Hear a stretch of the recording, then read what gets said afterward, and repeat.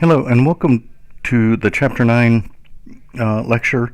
And I wanted to talk about a couple of things this module. The chapter is specifically about social justice journalism and what we might call change journalism. But I also wanted to talk about cognitive biases and how sometimes, either as journalists or as media consumers, we can't see things, or it's hard for us to see things from other people's points of view. And that's something that they deal with in the first part of the chapter 9. But I wanted to push that envelope a little bit and talk about why sometimes it's hard. And that's hard for us to see things from somebody else's point of view or from a different point of view than our own. And that's why I've chosen the challenge that I did for this module, which is to have you think about your own worldview and how you see things and how that might affect how you watch the news media. So I'm not going to make a complete defense of what's referred to as social change media or social change news or journalism, or what you'll sometimes see listed as solution journalism. But I do think there's some value in it, and especially if we're thinking about journalism as that fourth estate, that part of society that helps us fix problems. And that's part of the reason I've chosen the two videos in the video, the extra videos that are available now on solution journalism and social journalism. So those are very interesting. Both are very interesting. One's about 8 minutes long, one's about 30 minutes long.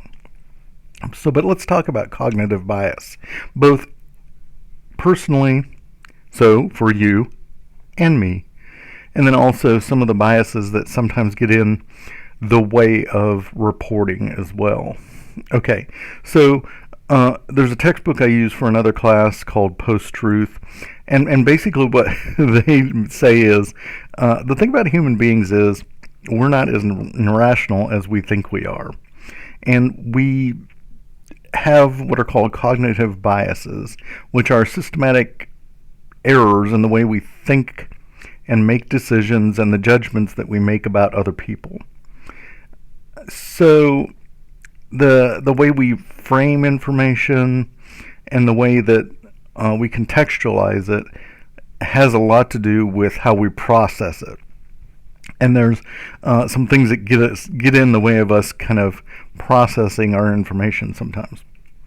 So the first one of these is what's called an anchoring bias, and I've taken this from philosophyterms.com. So if you want to go back and look at these and some more biases, these are just the ones I thought were very interesting. So an anchoring bias is our tendency to focus too much on a single piece of information rather than all the information that's available.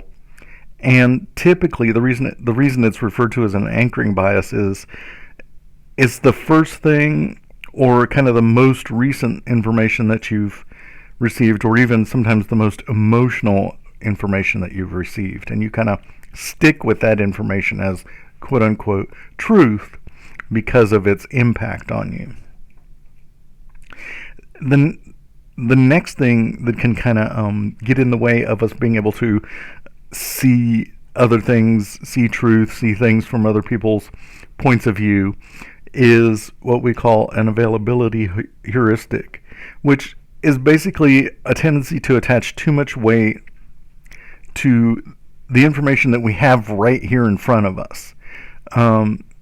Even if we've done like no research into the problem or the issue or whatever we're looking at, we just tend to, for example, believe anecdotes versus evidence. I'll give you an example of this. Sometimes you'll hear someone will say, well, I've seen this thing occur, so obviously everybody's doing it.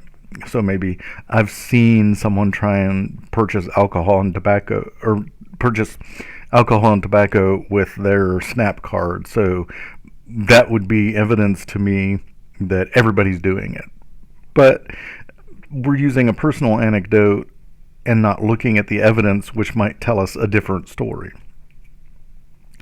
Another one, this is the one that a lot of teenagers fall into. It's what we would call bandwagon bias, which is our tendency to adopt the same beliefs as the people around you. It just makes life easier if you don't disagree with people. But sometimes we assume that we're making the right decision, or that, something must be a good idea because everybody around us believes the same thing. And it's really hard to swim against the stream and find a different way of looking at someone when everybody else around you, especially your immediate family, finds the truth to be one thing or another. So that can get in our way as well. There's also what's called team membership bias. So that's our tendency to support our team, right or wrong. So I'm a Democrat, so if I'm a Democrat, then everything that Democrats do is right and everything Republicans do is wrong, or the other side of that. If I'm a Republican and the only thing I can see right or wrong is Republicans do things right, Democrats do things wrong. So that's what we call a team membership bias. And the example I gave was the veracity with which, the ferocity with which New England's Patriots fans defended Tom Brady and the rest of the Patriots when there was reports that there might be some cheating going on with the deflation of game balls. Now, there was never ever that I've seen any evidence to prove that was a deciding factor in any games in that season, but people jumped to defense of their team, even before the facts were in or out. Okay, confirmation bias is when we already believe something, we tend to find it easy to find in evidence that supports our argument, but we kind of shy away from or kind of selectively ignore information that might contradict that information that we already believe. So sometimes it's hard to get people to see the world in a different way. This is where the media has had to deal with stereotypes in a lot of cases. People have beliefs about certain groups of people, and in the past, maybe television or other movies or other media have reinforced those stereotypes, and now some media are making an effort to break those stereotypes or let you see people in a different way than you're used to, and it may be hard for people to accept something other than what they already believe. So that can be a problem as well. Very interesting, and this has been in the news a little bit more when I first created this PowerPoint, but the Dunning-Kruger effect, which is that humans tend to think they know a lot more than they actually do. And the quote that I think is kind of funny is this idea, and this comes from the textbook Post-Truth. Some people are actually too dumb to know that they're not very smart. So that's why sometimes when you're arguing with someone on the other side of an issue, and they're not very well educated about the issue, you may feel like you're pounding your head against a brick wall. So, and that comes on either side. That's not a one side or the other. That can be any side of an argument. So, but I've always loved that idea that there are some people that are too dumb to know that they're not very smart. Also, part of the Dunning-Kruger effect has to do with this idea that we tend to not only ignore facts that don't kind of fit our own worldview, but um, sometimes you can feel like someone is trying so hard to convince you of something that they really must be deceiving you. So you now believe that your mistaken worldview is even more true, even with the evidence that they're presenting you. So that's kind of I guess the best metaphor I can put for this is kind of that I've backed myself into, or I've painted myself into an ideological corner, and I can't admit that what the facts I'm being faced with would change my mind, so I've got to entrench myself even further in what I believe already. So, another one would be what's called the halo effect. And this is if we have and this goes kind of back to the team bias. If we think of someone as positive, whether that be, say, for example, Donald Trump or Nancy Pelosi, we see positive attributes in either one of those people. We also tend to allow that they're positive in other ways that they may not be. So some of the things that we like about them, it's almost like kind of like when you first fall in love with someone, you ignore the kind of everything else that your friends see about them that's not good, but you're kind of so positive about this person that you can't see those negatives. They're kind of covered over by this idea of how wonderful they are. So we can get into that sometimes with human beings that we're supporting as leadership or political parties or things like that. So we have to be careful of that bias as well. Also, mood congruent memory bias says that we have a tendency to recall information that fits our current mood or interpret memories through that lens. So if we were going through a very rough time in our life, it may color how we see what was going on, or if we're hearing news about things that are going on in the world, our own personal life, how we're doing in our personal life may color that information as well. This is the repetition bias, which has to do with our tendency to believe information if it's repeated over and over again. So you'll hear someone say, I've heard people say that a lot, I guess that must be true. Now, you can kind of use this in a way against people. You can, repeat something so many times that people just start believing that it's the truth, whether it is or not. Or in some cases, you might hear news reporters or pundits on television say something like, well, some people are saying. Well, that's a false way of building your argument. Because if you're going to actually build an argument on evidence, you need to tell us who those people are that are saying this thing, and not just go with some people are saying or some people have said. Sometimes you'll hear pundits or even sometimes news reporters say those kind of things. And you have to be really careful of that. Here's some things why we tend to fall into fake news sometimes.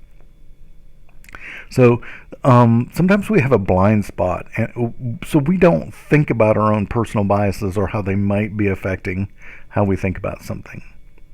We tend to attribute authority biases. We tend to attribute greater accuracy to the opinions of people that we feel like are leaders or in charge, and we may be more influenced by those people than somebody else.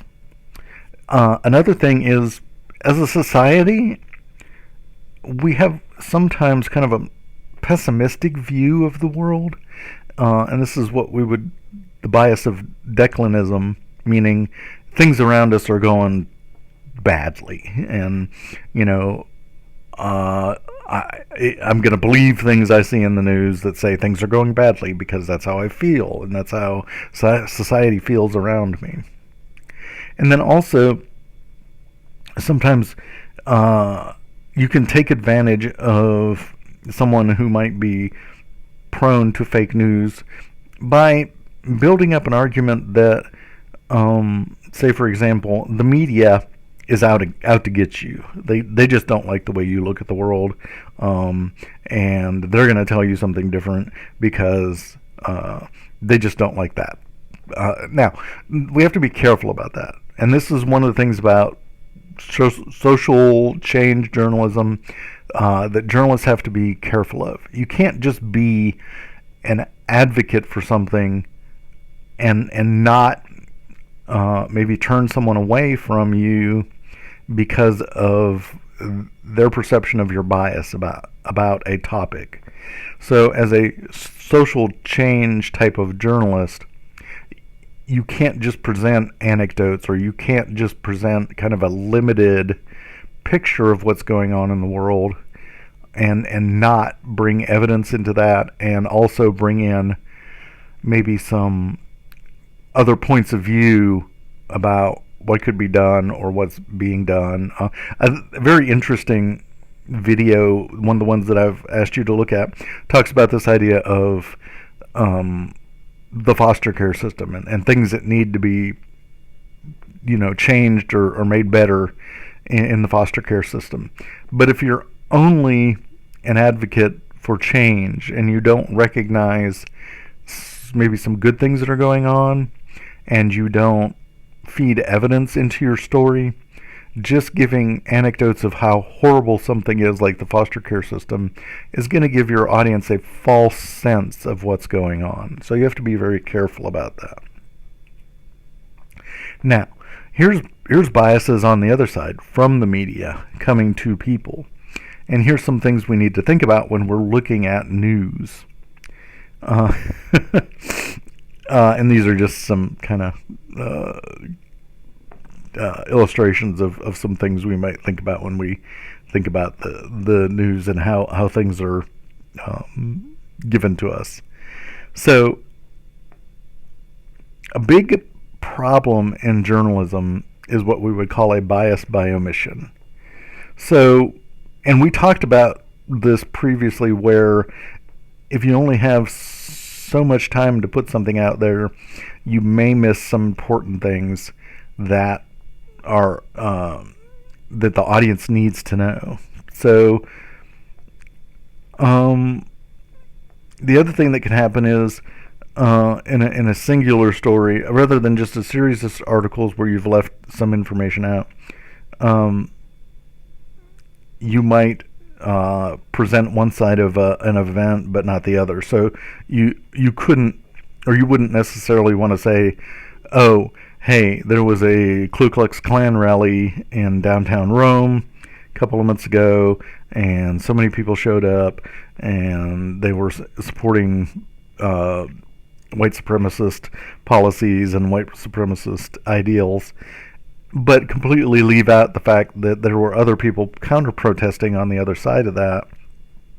And because what you might do is give people a bad impression of the city of Rome that, says, well, okay, well, we allow white supremacists to come to our city, but we don't allow other people to protest. And we have to be aware that if we have a liberal or conservative perspective, that we are working to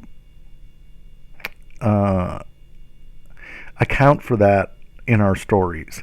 So, and one of the things with kind of television news that's problematic, especially with 24-hour news stations like CNN, NBC, MSNBC, and Fox, is they not only have news, but they also have political punditry, and sometimes it's hard to tell the difference, and it's hard to so we sometimes assume that not only the the commentary on those networks are biased, but the news is biased as well, and it may not necessarily be. So that's something to keep in mind. Also, as a reporter or someone who's writing a story, we might, only pick sources that support one view or another, and we talked about this with the small town newspaper example in one of our discussions about only getting one side of the story and not waiting till you had both sides and making sure you had equal representation. And then also they also mention in this part this idea that experts believe or observers say or most people believe. I don't allow people to do that in my public speaking classes. I ask them to not only say, experts believe, but tell me who those experts are and why should we believe them. So that's something that we need to think about when we're looking at news. Also, a magazine or a newspaper could bias the way people look at the world by which news stories they highlight, what kind of things they put. Are they too left or too right, or are they ignoring the other side? One of the things I think is really interesting about the I'll give you a specific newspaper, the Wall Street Journal. They editorially tend to be pretty conservative, but you will find that most people respect the news reporting of the Wall Street Journal that are on either side of the political spectrum, whether they're more liberal or more conservative, because when the Wall Street Journal does journalism, they have a tendency to be able to kind of be perceived as being fair and covering the story in a very broad sense and getting all sides of it. So, but one of the things we need to be able to do, and this is why it's not a bad idea to watch several different types of news or several different types of networks or look at several different types of websites, is so that we can identify biases if we know kind of how both people on both sides of the argument might think, and we could say, oh, well, that's true, or no, actually, I don't know that every conservative believes that, or I don't know that every liberal believes that, based on what I've seen somewhere else. So that can be very important as well. Another interesting thing is, and we kind of dealt with this with the getting started, the challenges from last week and the week before, where a story is placed can bias people about what's the most important things going on. So if you think about a newspaper, that's what's called front page. That's where you put your most important stories. But even on the front page, you have what's called top of the fold or bottom of the fold. So the most important stories in a newspaper tend to be at the top of the front page of the newspaper, and then stories that aren't really that important or editorially are not seen as very important, maybe down lower or on the second page, or if you really don't think a story is important, you might bury it, as they say, on page 5 or 6. So we always want to be aware of the placement of where, and even in a website, is it at the top of the website when the first thing you log in, that's what you see, or do you have to go scroll way down to find the information because they have kind of said, well, this isn't as important. We have to be careful from the perspective of being a journalist or a media creator. Be careful that we're not labeling people as far as and this goes into stereotyping. If you say, here's our liberal commentator and our conservative commentator, well, people aren't that black or white. They're not that monotone or duotoned. People have gradations of what they believe, so we have to be careful not to label someone as something that they're not because it's just easy. The other thing is we have to be careful that we don't label people experts who aren't experts, but they just happen to be the person who would answer us, and that can be something we have to be aware of. Or, is the group that we're pulling information from really independent? So there are maybe something like, if you think about like three groups, the Brookings Institute, Pew Research, and the Cato Institute.